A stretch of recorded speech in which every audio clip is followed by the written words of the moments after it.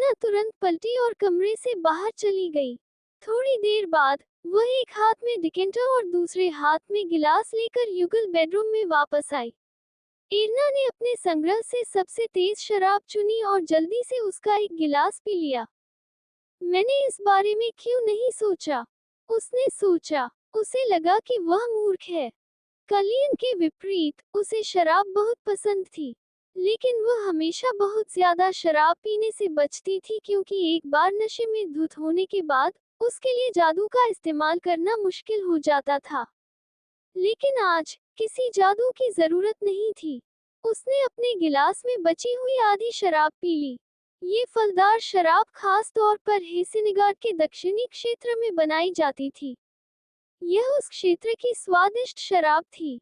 स्वाद में मीठी होने के बावजूद शराब काफी तीखी थी। आमतौर पर इसे पानी या बर्फ में मिलाकर पिया जाता था, लेकिन उसे इसकी परवाह नहीं थी। उसने इसे बिना पानी मिलाए पी लिया। उसे इसकी जरूरत थी। कुछ घूंट पीने के बाद ही इसका असर दिखने लगा। इरना का पेट जलने लगा। गर्मी उसके गालों तक पहुंच गई। जब उसने अपना हाथ अपने गालों पर रखा, तो वह गर्म था। उसकी दृष्टि धुंधली होने लगी। आमतौर पर उसे ऐसा महसूस करना पसंद नहीं था, इसलिए वह शराब पीते समय हमेशा खुद पर नियंत्रण रखती थी। उसे हर समय सही मानसिकता में रहना पसंद था क्योंकि वह इस तरह से जादू का इस्तेमाल कर सकती थी। लेकिन आज कुछ अलग था। वह सोचना नहीं चाहती थी। वह शांत नहीं रहना चाहती थी। जब उसकी दृष्टि में सब कुछ तिरछा होने लगा, तो वह कमरे के बीच में बड़े बिस्तर की ओर सरक गई। वह उस पर लेट गई और गहरी सांस ली। कलियन उसे चुपचाप और चुपके से देख रहा था। आखिर मुझे उसे सब कुछ बताना ही क्यों है? उसने शाप दिया। करो, वह झल्लाकर बोली। क्या करें? उसने पूछा। उसने कुछ अपशब्द कहे। जल्दी करो और वही करो जो हम करने आए हैं। उसने झपट्टा मारा। तुम कैसे करते हो, मुझे उम्मीद है। इरना ने अपना जबड़ा कस लिया और अपनी मुट्ठी को अपनी तरफ से कस लिया। तकनीकी तौर पर कहा जाता था कि जब कोई पुरुष उत्तेजित होता है, तो वह अपने लिंग को महिला के अंतरंग अंगों में डाल देता है। यही वह संभोग था जिसके बारे में इरना जानती थी। जो लोग प्यार में होते थे, वे ज्यादातर ऐसा करते थे। वह जानती थी कि इससे दर्द होगा। इरना को दर्द पसंद नहीं था। हालांकि ऐसा कहा जाता था कि जैसे जैसे कोई व्यक्ति यौन रूप से कुशल होता जाता है, दर्द कम होने लगता है। मैंने पहले कभी ऐसा नहीं किया। मुझे पता है कि इससे दर्द होगा। उसने सोचा और कलियन के बारे में सोचा। ऐसा कहा जाता है कि अगर कोई एक साथी काफी अनुभवी है, तो वे दर्द को कम कर सकते हैं और इसे आनंद में बदल सकते हैं। इरना को लगा कि उसकी बाहों में रोंगटे खड़े हो गए हैं। उसे दर्द पसंद नहीं था, लेकिन कलियन से आनंद के बारे में सोचकर उसे उल्टी आने लगी। कलियन के साथ वह क्या करने जा रही थी, इस बारे में सोचकर ही वह कांप उठी। अब 10 साल हो चुके थे, और अभी भी इरना की कलियन के प्रति दुश्मनी में जरा भी बदलाव नहीं आया था। कलियन के लिए भी यही स्थिति थी। शायद वे अपनी नींद में एक दूसरे की हत्या न करते, लेकिन उनके बीच कोई प्यार नहीं था। हालांकि इरना कलियन को देखने से कतरा रही थी। ये सब उनकी शादी की रात की यादें ताजा कर रहा था। शर्मनाक शादी और उसके बाद की रात। जब भी वह उसे देखती, वह उससे बचने की पूरी कोशिश करती। वह उस रात मौजूद था। उसने सारी बुरी यादें ताजा कर दी।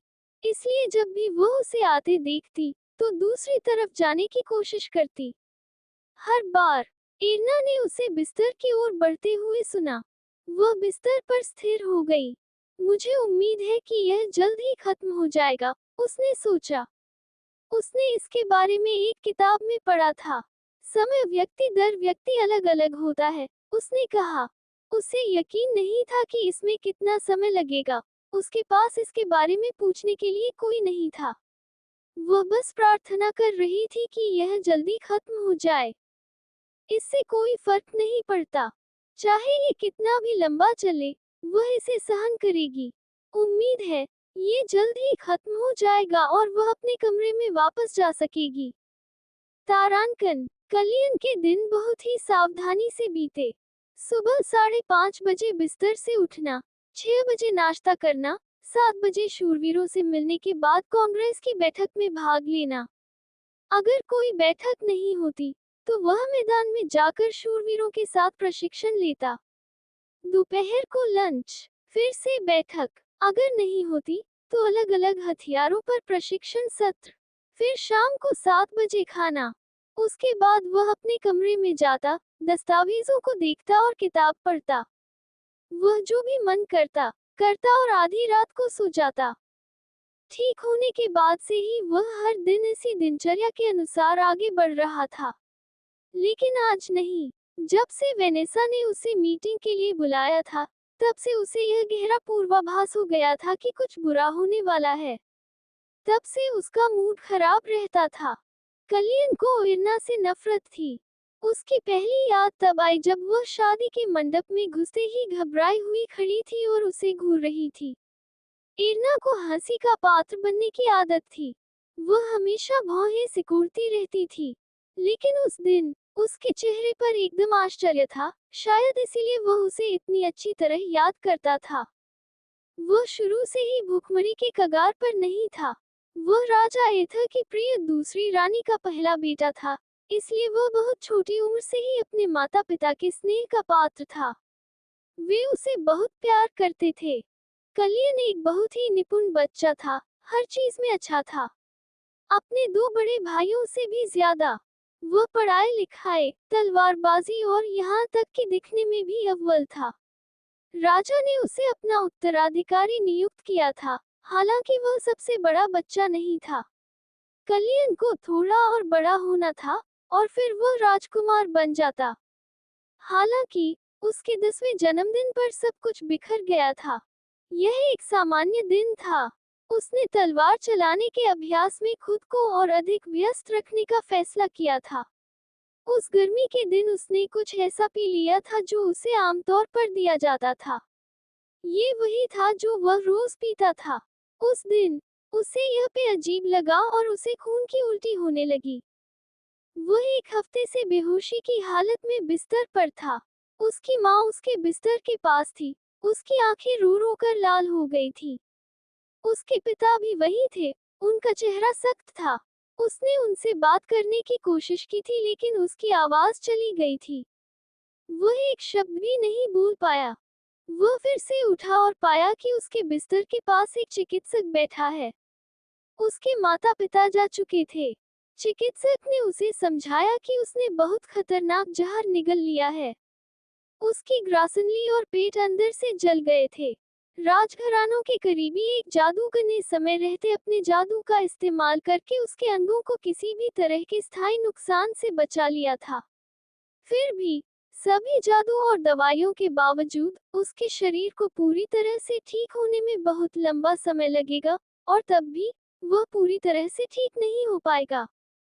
डॉक्टर ने उसे भरोसा दिलाया कि उसे पता है कि वह कुछ ही समय में ठीक हो जाएगा, लेकिन उसके लिए यह जरूरी था कि वह अपने शरीर पर ज्यादा दबाव न डाले और अपनी दवाएं समय पर ले। कलियन ने डॉक्टर की बात मानी और अपने शरीर का ख्याल रखा। उसने वह सब किया जो उसे करने के लिए कहा गया था। कलियन ने सोचा था कि सब कुछ ठीक हो जाएगा, लेकिन उसने गलत सोचा। उसने पाया कि वह पानी भी नहीं पी पा रहा था। जब भी वह पानी का गिलास पकड़ने के लिए हाथ उठाता, तो उसके हाथ कांपने लगते। उसका पूरा शरीर कांपने लगता और फिर खांसी का तेज दौरा पड़ता। उसके बाद से उसके लिए कोई भी तरल पदार्थ निगलना मुश्किल हो गया था। खाना खाने की हालत और भी खराब हो गई थी। जब भी वह खाने के बारे में सोचता या उसके सामने खाना रखा जाता, तो उसे डर लगता और उसका शरीर खाना खाने से मना कर देता। डॉक्टर ने उसे प्यार से समझाया था कि यह मानसिक स्थिति जहर निगलने के आघात के कारण है।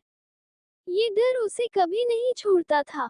शुरुआत में उसके माता-पिता ने उसका बहुत साथ दिया, लेकिन जैसे जैसे समय बीतता गया, वे उससे और उसके व्यवहार से परेशान होने लगे। वे कहते थे, तुम्हें बस इसे नियंत्रित करने की जरूरत है। कलियन, अगर तुम्हारे पास दृढ़ इच्छा शक्ति है तो तुम इससे उबर सकते हो। खाने पीने में असमर्थ होने के कारण कलियन का शरीर सिकुड़ गया था। उसके गाल पीले पीलेपन से धंस गए थे। उसकी त्वचा ढीली होकर उसके शरीर से चिपक गई थी। उसकी मांसपेशियां जो उसने कड़ी मेहनत से अर्जित की थी, लगभग गायब हो गई थी। कलियन दुखी लग रहा था और महसूस कर रहा था। उसकी मां स्वस्थ थी। उसने उसके शिक्षक को बुलाया और उसे महल में कलियन को पढ़ाने का निर्देश दिया। उसकी राय थी कि वह हमेशा बिस्तर पर नहीं लेटा रह सकता, लेकिन उसके बिगड़ते स्वास्थ्य के कारण कलियन के लिए कक्षा में ध्यान केंद्रित करना कष्टदायक था। उसे जो पढ़ाया जा रहा था, उसमें से उसे कुछ भी समझ में नहीं आ रहा था।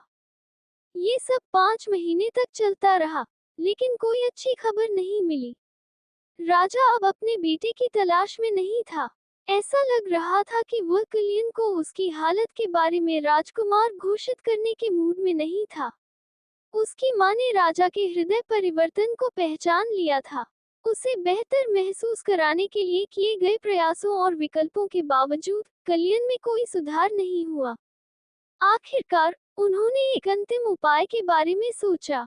उनके माता-पिता ने एक नए बच्चे की योजना बनाई थी। 10 महीने बाद उसने एक लड़के को जन्म दिया। एक स्वस्थ, बुद्धिमान लड़का, ठीक वैसा ही जैसा कि कलियन पहले था। उनके माता-पिता ने इस नए बच्चे पर अपना पूरा ध्यान और स्नेह बरसाया, ठीक वैसे ही जैसे हाल के दिनों में कलियन के साथ किया गया था। महल नए राजकुमार को दे दिया गया था, जबकि कलियन को दूसरे राजकुमार के पास भेज दिया गया था। डॉक्टरों और शिक्षकों का आना जाना महीने में एक बार ही रह गया। उसकी देखभाल के लिए तैनात नौकरों की संख्या भी कम हो गई। ऐसा लग रहा था कि कलियन हर किसी की यादों से गायब हो रहा था। अपने जन्मदिन पर, जब कोई भी उसे ढूंढने नहीं आया, तो उसे पता चल गया। उसे यह बात काफी समय से पता थी। अब वह दूसरों के लिए एक व्यक्ति के रूप में मौजूद नहीं था। किसी को परवाह नहीं थी। कई सालों बाद कलियन को राजा से एक आदेश मिला, जो लंबे समय में पहला आदेश था। एथा का प्रतिनिधित्व करने के लिए एक गर्वित शाही के रूप में डची ऑफ हेसिनगार्ड जाने का आदेश। कलियन ने मन ही मन कोसा और बिस्तर पर इरना को घूरते हुए अपने अतीत को याद किया। इरना वहां लेटी हुई थी, अपने चेहरे को अपनी बाहों से ढांके हुए, मानो वह उसे देखना बर्दाश्त नहीं कर सकती। कलियन ने आह भरी। वे एक दूसरे से समान रूप से नफरत करते थे और फिर भी उनके जीवन दोनों तरफ से तबाह और क्षतिग्रस्त हो गए थे, जिससे समान दर्द हुआ। अगर उन्हें अपनी मातृभूमि और अपने अपने स्थानों से जुड़ी दर्दनाक यादों से खुद को बचाने का कोई मौका था, तो ये काम करना ही था। अब क्या? उसने सोचा। कलियन ने अपने शूरवीरों से जो देखा और सुना था, उससे उसे सेक्स के बारे में कुछ भी पता नहीं था। वह सोच रहा था कि कैसे कम से कम संपर्क में रहते हुए जल्द से जल्द काम पूरा किया जाए।